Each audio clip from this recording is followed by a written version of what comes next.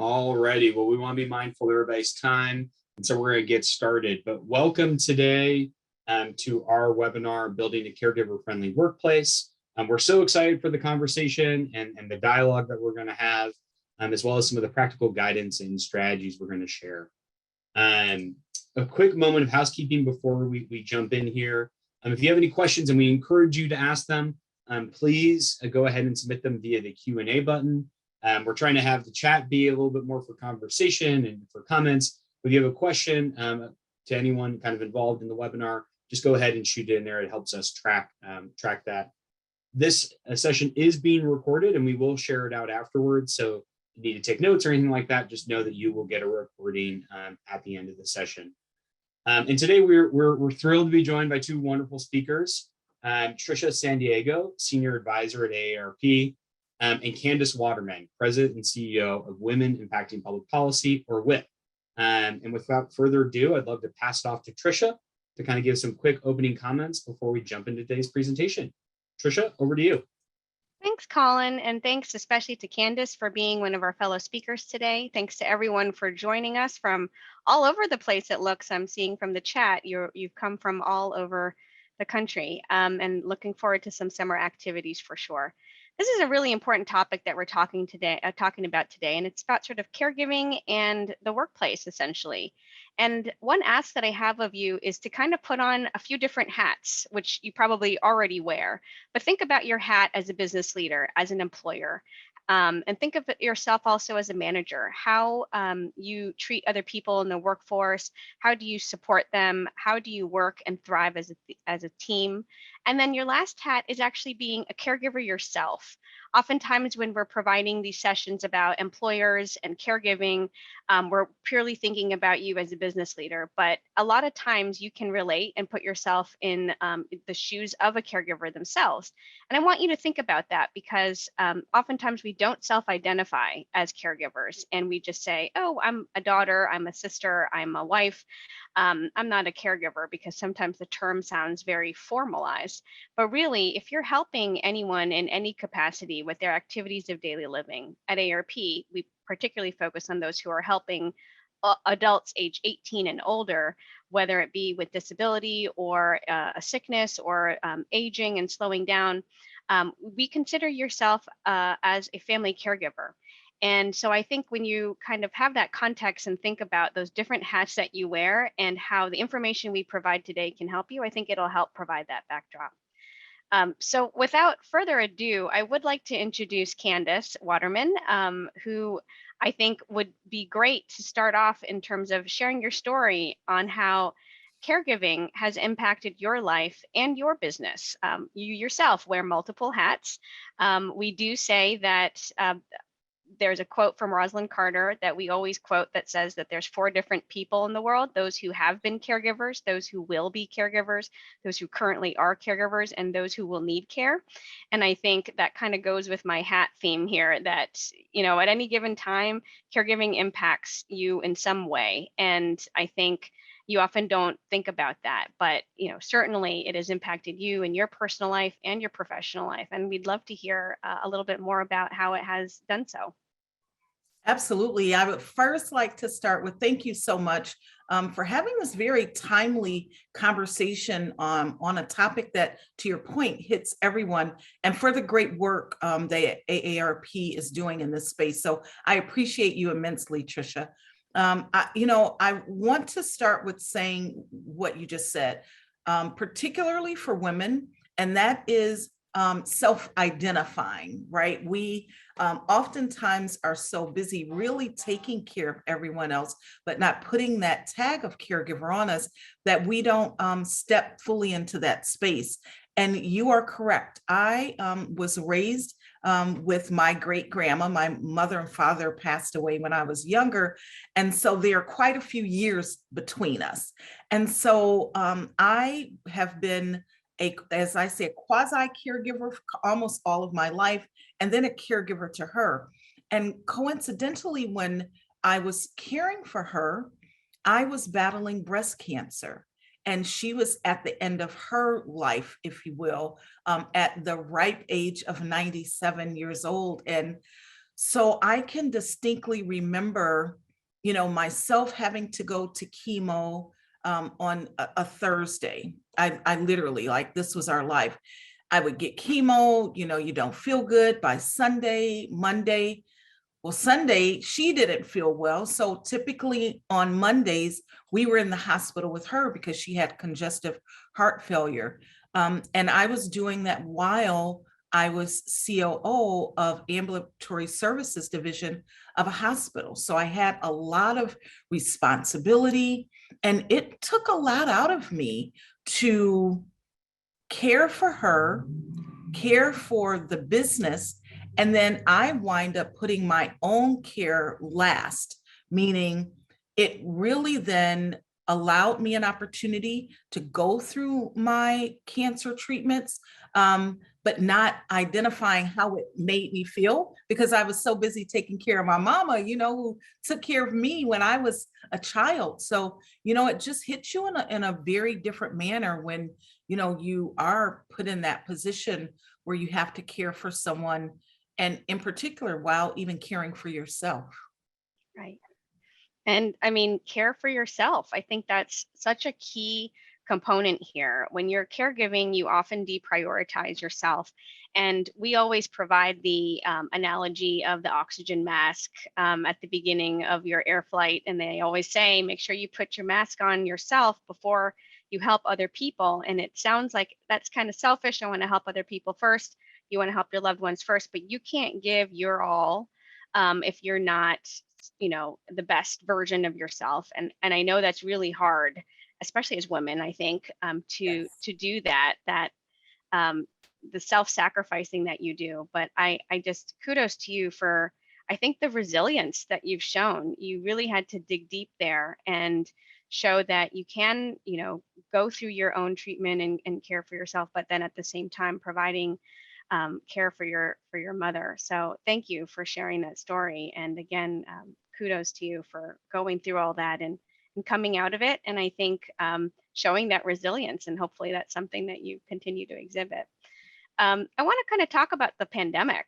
And we know and saw and have witnessed, and I know how COVID has certainly impacted caregiving and the responsibilities that we have to both our families, but as well as our professional duties at work. And so what do you think about how COVID and the pandemic impacted how businesses approach support for caregivers?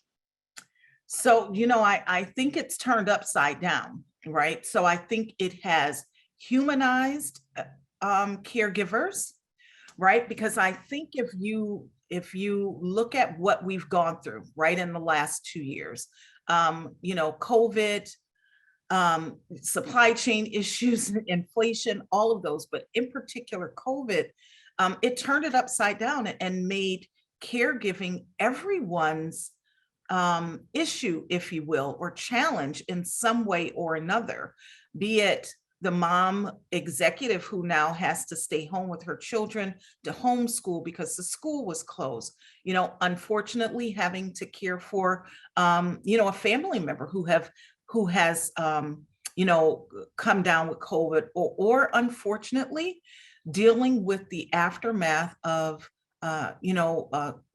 one of the family members passing away from COVID. So then putting on a different type of empathetic hat for caregiving, right? From that perspective. But I think it has humanized it, right?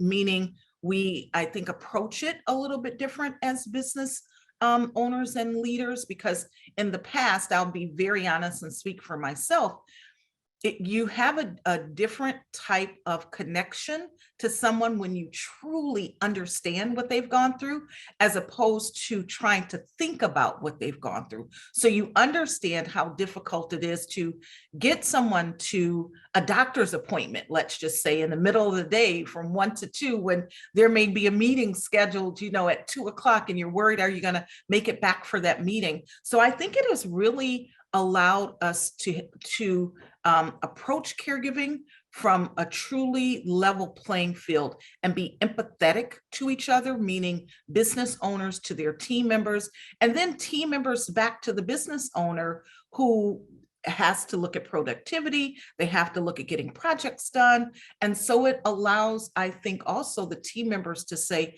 you know what, I have to think about the project that we have to complete as well. And so how is what I'm going through impacting the rest of my team? Right. I mean, I heard so many great points there. COVID certainly impacted both caregiving and the workplace culture and how businesses operate. And we definitely saw, AARP, I'll share some numbers later on, but we definitely saw an increase in the number of caregivers, whether they identified or not.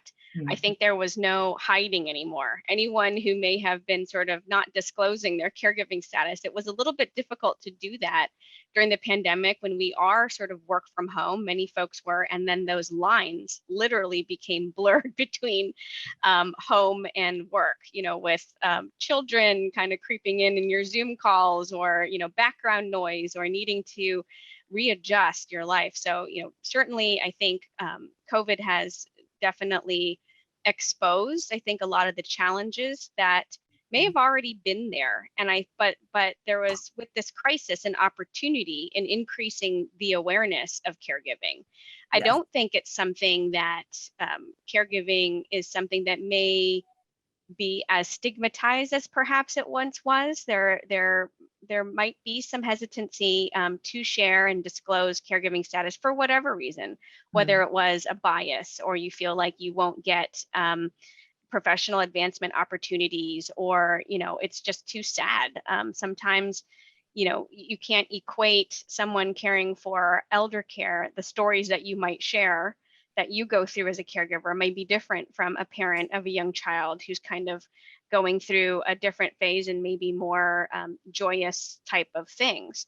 So, but I think that COVID, again, there was this crisis and a little bit of an opportunity here in terms of awareness of caregiving in the workplace, and more employers really kind of stepping up and realizing that these supports are essential to your employees, to yourself. That ability to balance work and life, and that ability to recognize what people are going through. I think another aspect of COVID that has raised awareness in the workplace is certainly mental health. Yes. Mental health, prevention of burnout, the stresses, and how important it is that for mental health. You focus a lot on wellness activities that may be centered around physical health, but I think we're seeing so much more step up in terms of services and supports for mental health. And I don't want our caregivers to forget that all those kinds of benefits or services that are offered apply to mental health and apply to caregivers. You may not think of yourself as someone who might need that support, but like in your own story, Candice, sometimes you don't even realize the support and the self-care that you need to do for yourself when you're providing caregiving and balancing a business and balancing your other personal duties as well. So I think COVID has definitely had an impact, and we're still kind of seeing how it fleshes out. And that's my question to you, is how do you think, which direction do you think workplaces are sort of headed towards as we transition from this post-pandemic phase of COVID, kind of moving into more of an endemic phase of COVID? How do caregiver-friendly workplaces fit into the future of work? So I think, like you said so many things right in your statement. I think first and foremost, to answer the question, it now, I believe, is in the DNA of organizations. It has to be, right? So it has now become part of our DNA. That meaning support for caregivers, as well as support for all of your team members, caregiver or not, from a mental health perspective. And as we know, we are in Mental Health Awareness Month, being May. So this conversation, again, it's a very timely conversation. But I think being part of the DNA, I believe that we will see particularly, and actually I was going to say particularly for small businesses, but really for all businesses, and I'll focus on small businesses because they tend to be more nimble and can make decisions faster, right, than large corporations. But I think that we are going to see and are seeing where folks are relaxing, if you will, some of the way that they're looking at time off and FMLA and all of those things, because it's just different. I think the quote unquote traditional way of looking at those things are actually gone out the window, because you've got to approach it. You have to have some kind of consistency around it, but approach it from a customized methodology perspective. Because what I may be going through, to your point, right, with caring for an elder person may be very different than someone caring for, a small child who, if the school is closed or if daycare is closed because, someone has been exposed to COVID and now having to keep the child at home, and, you've already got this 2-year digital divide for children. And, so staying at home looks very different now for children than in the past. And so I think with being part of the DNA, we will see more caregiver-friendly situations.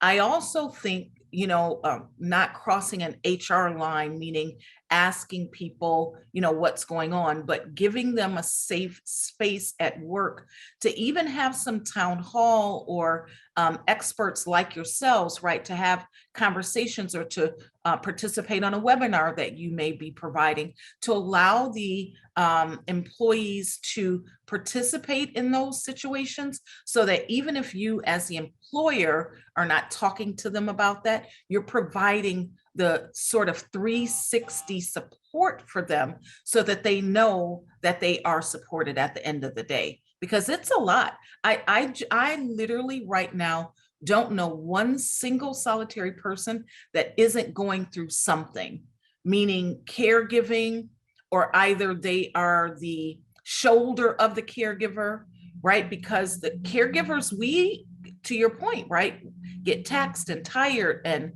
overworked and exhausted.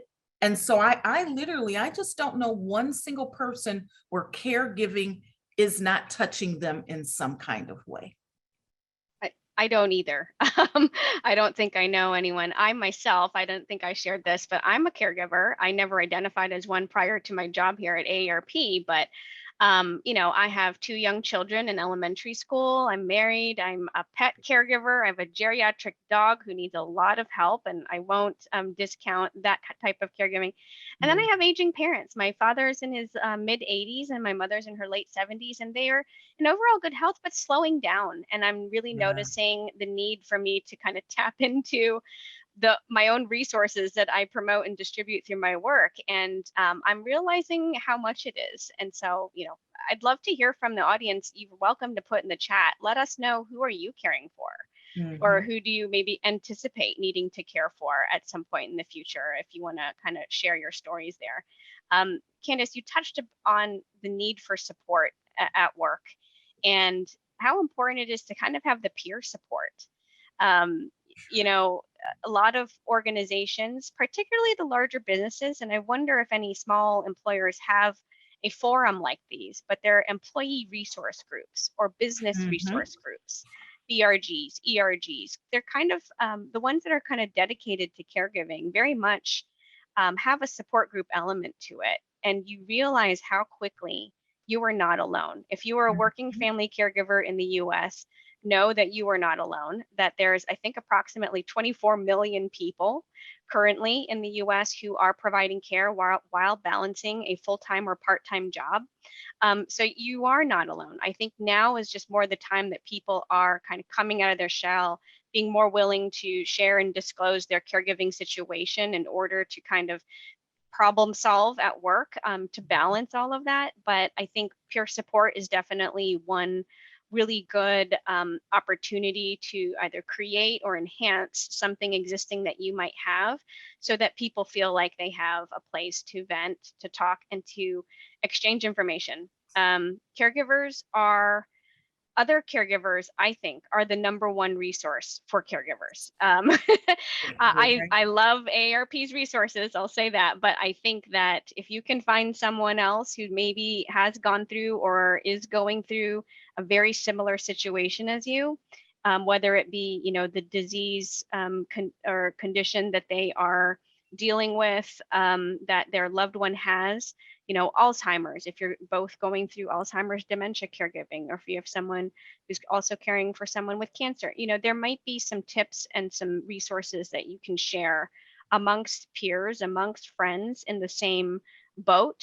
And I think that that's such valuable resource that you may not get from, the typical big organizations. I think local services as well. Caregiving is very local. And so when you find someone else who's kind of in the same boat, I think that's incredibly helpful. I do too. If I can just add one thing to what you just said, as you talked about having that space in those, the sort of peer-to-peer, right? What someone is going through. One of the things that I do in our organization, we have our team meetings every week. We've done that since COVID so we can stay connected. But I open up the meeting with, we just do water cooler talk with each other and give everyone a safe space to talk about what they're going through. You have people caring for ailing moms, or, trying to assist with grandchildren and all of those things. And to your point, there is such a connection, right, that you gain, and your culture, right, your organization's culture actually is enriched by having someone that they feel is going through the same thing that you're going through, right? There's a special connection that happens there. And so I think ultimately you do yourself, your folks, and your organization a real service when you're providing that kind of environment, supportive environment for each other. Absolutely. I mean, you referenced empathy earlier in your talking points. And I think that is such a major soft skill that isn't necessarily something that you can really get official kind of training on. I know that you can, excuse me, that you can enhance empathy, that's something that you can continue to build and learn. But, I think it's something inherent in caregivers. Empathy is just, it's a major soft skill that organizations are looking for in leaders. Yes. It's certainly something that you would want to find in your direct supervisor and your people managers. But to have it sort of to have that skill amongst your employees at every level of the organization, I think can certainly enhance the workplace culture, because when you can be in their shoes and understand what someone's going through, I think that's when you can really understand, I guess, the flexibility or the solutions that are needed to think through. And maybe that's the point at which you can come up with some creative solutions and really think outside the box when you really can understand. So I think empathy is something that even more so has been touted as a skill that more and more companies and employers are looking for in an organization. And you can't go wrong with having that as a skill set. Oh, absolutely. I think I'd like to think about, the other perspective of what's in it for the business, what's in it for the employer, what's in it for the businesses to provide caregiver-friendly workplaces. I think we know it's the right thing to do, that caregivers certainly benefit from it. But what do you think is the return on investment for businesses?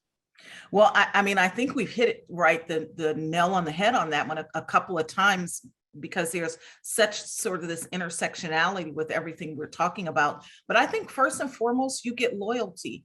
You are loyal to people. You are good to people who are good to you, right? So that translates back to loyalty. It translates back to a really good work culture, right? The team dynamics, I think, are better because, again, I not just do I like you as my coworker, but I connect with you on that caregiving or that challenge that we may be going through, right? So you build better relationships. I also think caregivers are really focused because we know that we have so many things going on.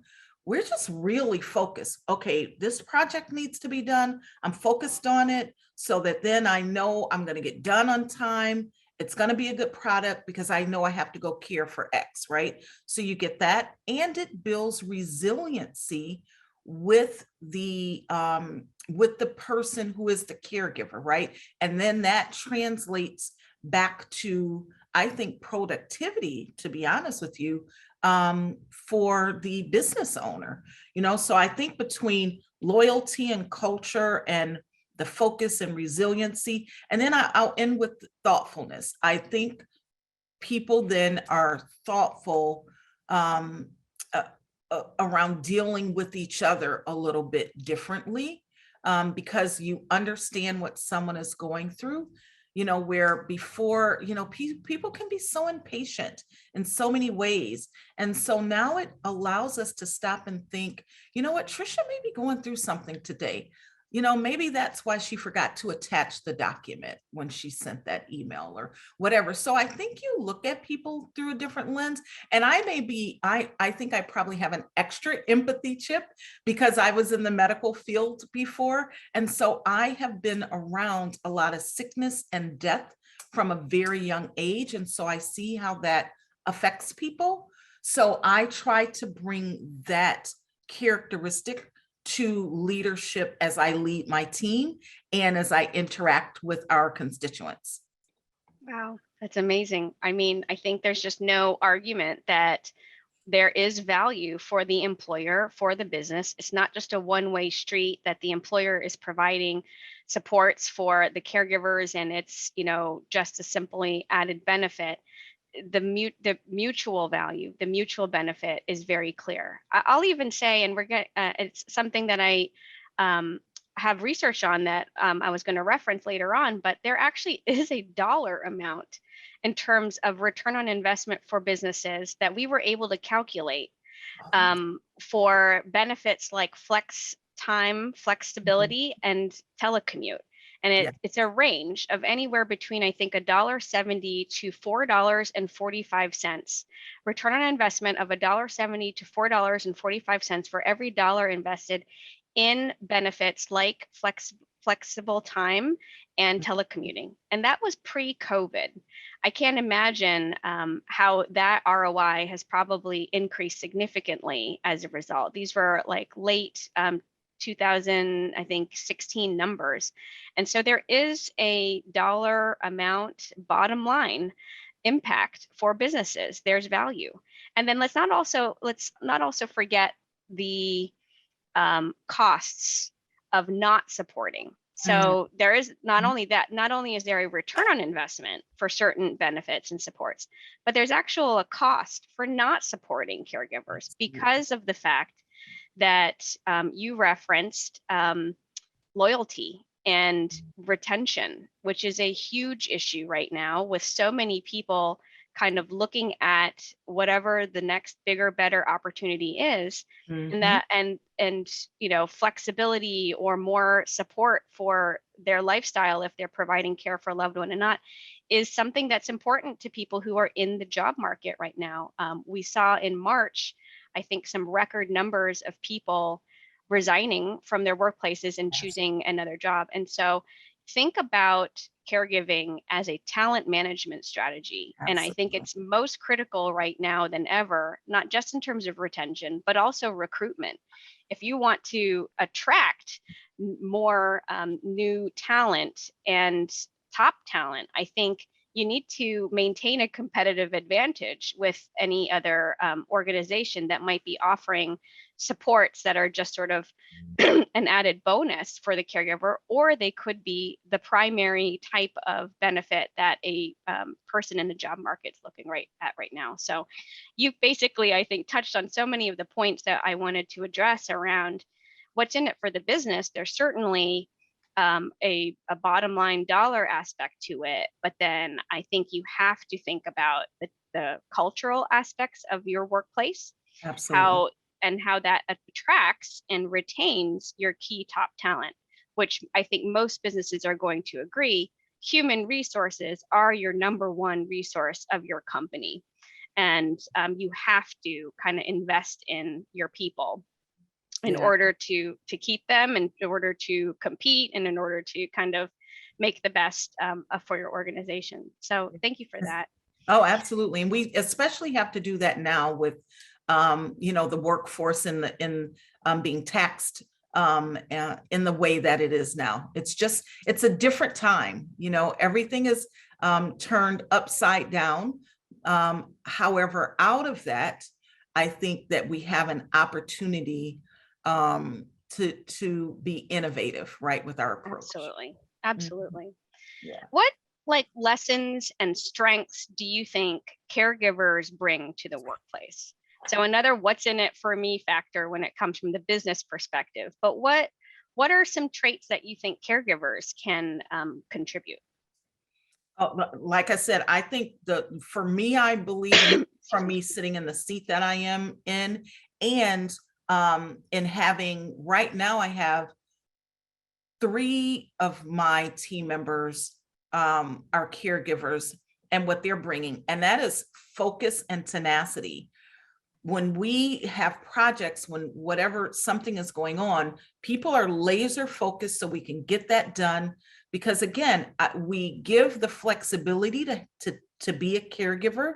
So when it is time to really, hit the ground and work on projects, they give that energy or so much more to the project and to the productivity of the business. And so I think that they bring that sense of focus and strength, if you will, to what they're doing. And I think too, they become your ambassadors, when you have new people coming on board and integrating into your workforce. I think that they become your ambassadors and helping to transition new people on and talking about how great the company is and how understanding and how supportive. So I just think it to your point, is part of the talent management, recruitment, and sustainability, if you will, when we have a supportive system or processes in place for our caregivers. And I will say this too, because it goes on longer. Unfortunately, sometimes caregiving doesn't end well, right? I will use myself, right, with my mama. And so she was older, and the caregiving, she passed away. But caregiving didn't stop when she passed away, because guess what? I was then the executor of the estate. And luckily we had all of our affairs in order. So there wasn't a lot to juggle, but I still had to take off work sometimes during the day, during normal business hours, to go take care of something that popped up. And so you just think everyone is perhaps not, doesn't have everything in order like that. So caregiving, right, and caretaking can be a long period of time. And so you have to look at that too, from an employer perspective, as to how supportive you're being through that whole cycle, if you will, of caregiving. Yeah, it's not as predictable as when someone's about to prepare to have a baby, right? That person's in 9 months, they have a due date, and most likely it's a little bit more predictable than when you're caring for an adult with needs. And there is no one size fits all solution. We can't prescribe sort of this is what you do. We can provide sort of frameworks and supports around that, but it's unpredictable and ever changing and ever evolving, and everyone has their own unique caregiving journey. So it is a little bit hard to pinpoint solutions, but I think we know what kind of rises to the top and know how we can help. But I do love the points that you made about transferable skills, the focus, the tenacity, the productivity that they bring.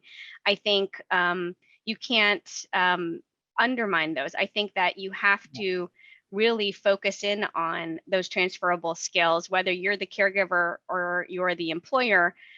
Think about things like empathy, like the dedication, the loyalty aspect of things. But then there's also things like project management skills, like actual technical skills that could actually transfer over as experience that can be applied in the workplace. I think caregivers, especially primary caregivers, are most likely more organized than your average bear because of the amount of, let's say, paperwork alone that you might have to deal with, the to-do lists, the checklists that you have to do, not only for yourself and your own perhaps immediate family, but in addition to that, you're taking it on for a loved one. And so project management skills, I think, is very key. Negotiation skills. I'm constantly trying to negotiate with my dad to use your hearing aids, and this is why. And so there's that skill between the caregiver and the care recipient, but then also advocacy skills that you need to have when you're dealing with doctor-patient relationships. It's really important and critical for a caregiver to help advocate for their loved one if they can't. And I think those skills are all transferable and valuable skills in the workplace that we can't devalue. I think those are things that people are looking for on the hiring perspective. So certainly a talent management key for sure. I agree. And I would also add managing upstream and downstream, right? Managing upstream to employer team members, whomever you're dealing with, and then managing downstream, to your point, right? To the person that you're caring for, and then to that ecosystem that's involved with them, right? Doctors and advocates and nurses and all, and your own family members, because oftentimes we're managing that too. As a primary caregiver, you're now managing the subsequent or ad hoc caregiving, right, and schedules that are going on as well. Right. And I think there are interpersonal skills at play. Sometimes things like sibling dynamics can become strained. And that sometimes happens in the workplace when you have a coworker or a team member that you need to work through things. So there are these interpersonal skills and problem solving skills that can all be applied. And I think both as employers and as caregivers ourselves, we need to really value those in the workplace. Candice, particularly as a woman, how do you think caregiving impacts women business owners and women employees? Well, I think we have to look at, and I'm sure you'll talk about this later in your numbers, right? The amount of taxing that COVID had on just women executives leaving the workplace, and that mass or great resignation, if you will, right? That occurred primarily because of caregiving, right? Primarily because of caregiving. So I think that what you see is, I think hopefully at this point, which I don't know how many, what the data is stating now, because we're still in it, right? But those returning to, so not looking at caregiving as this sort of demise of your business or your position, but integrating caregiving into what you're doing. I hope we see that turn around, because like I said, that great resignation, particularly from women, had to do with that mass exodus because of caregiving. So hope we'll see that piece turn around, that we can juggle, if you will, appropriate word or not, and integrate the things that we need to. I think also from a business owner to employee perspective, again, everyone I know is dealing with touched caregiving in some kind of way. I think it causes folks to, from a business owner perspective, again, to increase that empathy chip, if you will, right? To understand how do you build in these practices that support folks, right, in that space. And to the point that we were talking to earlier, is as we're having to upskill people just because of the environment and what's going on, but looking at the skills that people are learning from dealing with being a caregiver and how that is transferable, into your business. But I think by and large, and I am hoping that it provides us more of an opportunity, us as meaning women business owners, to be more understanding, if you will, of the folks that are caregivers, and understanding that caregivers are not always women. Most of the caregivers are women, but we have men who are caregivers as well, and understanding, that from their particular viewpoint as well. So many great points there from, again, 2 different hats that you wear. I think Mhm. who would have thought that caregiving is actually a diversity, equity, and inclusion issue in the Mhm. workplace? I think that's something that's resonating a little bit more with employers, that you don't traditionally think of caregiving as a DEI issue. And Yeah. with more and more organizations and companies wanting to invest more in DEI, I think you have to consider caregiving as part of that discussion. Mhm. Caregivers are actually as diverse as they come. As you mentioned, men are also caregivers. Women, 6 out of 10 family caregivers are women, and Mhm. 4 out of 10 are men. Also, they come from all different ages. You would think that this is normally an older worker issue. And it Mhm. actually isn't. It is something that impacts employees at any age. We are seeing um, that 50% of all family caregivers in the US are actually younger than the age of 50. 25% are in the millennial generation, which many of which are in sort of the peak time of being in the workforce. And Mhm. there's a lot more that are creeping up in Gen Z. So you have to think about age as well as gender. And then multicultural disparities exist within caregiving, just as it does with many other issues. And Yeah. so by supporting the diverse set of caregivers in your organization, I think you are helping to meet some of your DE&I goals that you might have in your organization. Mhm. The other aspect is caregiving as a broad umbrella impacts about 73% of your employees. Within any given organization, we learned from the Harvard Business Review study from back in 2019 that 73% of all employees at any given time are providing care to someone. And that's across the caregiving spectrum, whether it be a young child or an adult with disabilities or an aging loved one. We're seeing a lot more supports for maternal parental care and childcare, which is excellent. I think it's been decades coming that we're trying to make more strides in providing help for parents of children.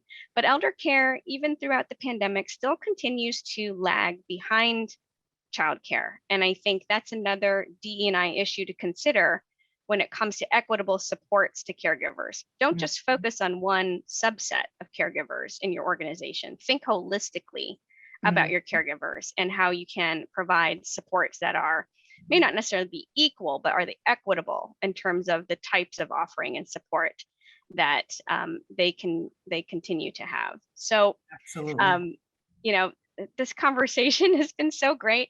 I actually think, I had a couple slides prepared, but I don't think we need to really touch on them because we've woven them into our conversation.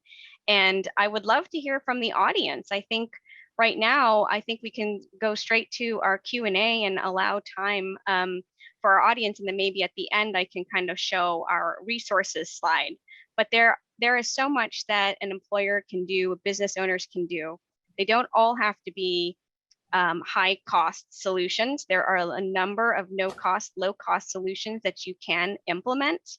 And so I think you have to kind of consider that as a key takeaway as business owners, as employers.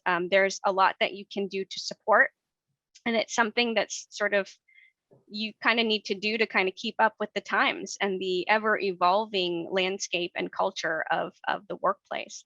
But I'd love to hear any other key takeaways that you have. What are your tips for both, I guess, the business owners as well as employers and employees who are caregiving? So I will do that in sort of 3 buckets. So the first, as a leader, you've beautifully articulated looking at low cost, no cost solutions, looking at formalized solutions, and which is exactly what we need from a formalized support system perspective. I will add, from a humanistic perspective, as much as a leader feels comfortable, share what it is you're going through so that your folks can learn from that, or at least understand, you know what, Candice is going through the same thing I'm going through. And this is how we're managing through it as an organization, right? So I think sharing your narrative, there's such a beauty in sharing your narrative and dispelling the myth, particularly as leaders and business owners, that if we share those things that we're having challenges with, that it equates to, we don't have, an ability for, upward growth or upward, movement, or we're looked at as not the strongest leader because we're going through something. This life is life, right? And I equate it to a heart monitor. It beats up and down. So if you are all up all the time, that's flatline. If you're down all the time, that's flatline, right? So I think that's the first thing. To humanize the situation by sharing with your teams as much as you feel comfortable from the leader's perspective. For the caregivers, understand that the cape gets heavy, and seek support for yourself as well. It's goes back to that, let's check on our strong friend. So caregivers, we need to when we're talking to someone that we know as a caregiver, we ask about that person, right? So I may ask you, Trisha, about your fur baby, about your children, but I need to ask how Trisha is doing as well. So for each other, let's do that. And then at the end of the day, for all of us, let's be just kind and thoughtful and understanding, because every single person is going through something in some way that may affect them, on a daily basis or weekly basis or something. So I just say, let's be more kind, thoughtful, and understanding to each other as a whole. I love that. I love the thing that you mentioned about the cape being heavy. It is. And we are superheroes, right? I think it is superhuman, the amount of things that you take on. And, you yourself, Candice, I think, again, I talked about your resilience and how you dig deep. You don't even really know how much you can kind of offer until you're kind of thrown into these situations and you dig deep and you really get in there. So, I mean, I think you stole all of my key takeaways. I think didn't steal it. That means that great minds think alike. Great minds think alike. I think we need to take this show on the road, Candice. We're totally on the same wavelength. I think be kind to yourself is what I heard loud and clear. There's be kind to others. Absolutely. We need each other for support. You're not alone. Caregiving can feel very isolating, but I think now we're in this environment and in this workplace culture that I think it's a little bit more accepted and okay to share, and it can help with the problem solving, with the solution and the balancing. But be kind to yourself. I get stricken with guilt all the time about mom guilt, about, oh, I should have done this for my dad and I just didn't have time. And it's just, when your tank is empty, you can't keep running. And so I think go easy on yourself. There's always a new day, and use your team, use your caregiving team, rely on their strengths and their skills, just like you would in the workplace.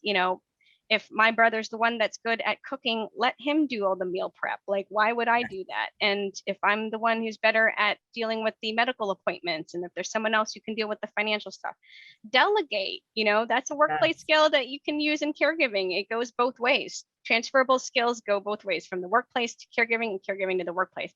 Use delegation. I think you don't want to spend so much time being consumed with the care itself, and you really want to focus on the person and your relationship with that person, and how you can cherish, all the memories that you make with them while you care for them. I don't think the logistics and the caring and all that stuff needs to dominate and be the only aspect of that. You know, the cape is heavy, caregiving can be challenging, and there are some burdens, but we also have to think about the rewarding aspects of caregiving. And I think just treasuring those moments that you have with your loved one are really critical.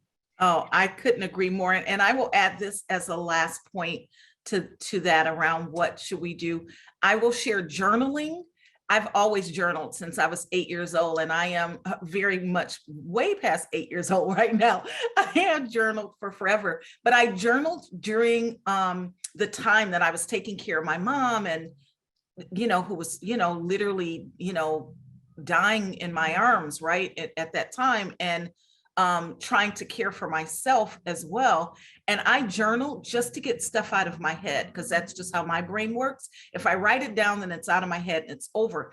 But it has been beautiful over the years. We'll celebrate 20 years breast cancer free next year. But each year I actually sit down and look at my journal, and I think, I've got goosebumps saying this, I think I was freaking tough during that time. I was rocking, right? But at the same time, I had these beautiful memories, like where I would write a note, oh, mom had a great day today. She was in her right mind because she had Alzheimer's. We had a great conversation. So I got to relive those kind of great moments. And when I'm feeling down about, oh, I'm not strong enough, I'm not this enough, I look at that journal and think, you know what, I'm pretty darn okay, So I would say journal. If you're a person who likes to write anything down, journal, get it out of your mind, because it makes for really good reading at some point later on. That's such a great tip. And I'll open up the floor to the audience. If you have any other tips for us, for each other, please share them. Even if it's just a little hack here, or if it's something like journaling, please share. Again, where our best resources is each other, and I think we need to share it. I think we have a couple questions in the queue. I'd love to address them. I'll pivot over to Colin, who can ask the questions away. Meanwhile, Colin, would you mind throwing up that slide, the resources slide, so that we can just kind of have that up while we continue our discussions in our Q&A, just because I think these are great resources that AARP has to offer. I'm a little bit biased, but I think we have some great resources for employers. We have an employer caregiving toolkit that has a lot of practical guidance on what you can do to provide support. If you don't know where to start, you can start with our toolkit, and that can give you some step-by-step guidance right there. We have a out-of-the-box prepare to care workshop ready for you to implement. So if you are interested in offering a lunch and learn session or doing some sort of workshop at an ERG group, you have the ability to use our free on-demand workshop on our website. So we have a workshop ready for you that you can provide to your caregivers in your organization. We also have a compilation of case studies where you can kind of see what other employers did and what they're doing to support working caregivers. If you can go to the next slide, I'll talk about resources that we have for employees, and maybe we can leave this one up. So those who are caregivers, these are some great consumer caregiving resources that I think you would find helpful. And at minimum, if you distribute a list of these resources to your employee caregivers, that should be helpful, because these are places where you can share your story, where you can get tips and hacks, where you can learn about services and benefits that are available to them. So some really good resources that we're wanting to highlight here. So Colin, what questions do we have? And I will just say, this conversation has just been fantastic. I have just been, I don't know, it's just been so wonderful to hear all these resources and hear a little bit more about your story too, Candice. And I think this issue, as you guys keep alluding to, is just going to become more and more important over time. One of the questions that I got for business owner is, how can a business better understand the needs of their actual employees? Are there ways to kind of better understand what caregivers need, who is a caregiver, that type of information? I can start with that. Absolutely. And then Candice, I would love for you to, my answer is going to be simple, ask. How can I better understand what the needs of my employees are for caregiving? Ask them, do some sort of survey, or a workshop type thing where you ask questions. We can guess as much as possible what benefits and needs they have, but I think if you really want to tailor to your own employee caregiving population, I think you need to ask them questions like what types of benefits would help them the most? What are they struggling with the most? And then matching the services and benefits with those problems, those issues that they are dealing with, I think is the best way to do it. Candice? No, again, great minds think alike.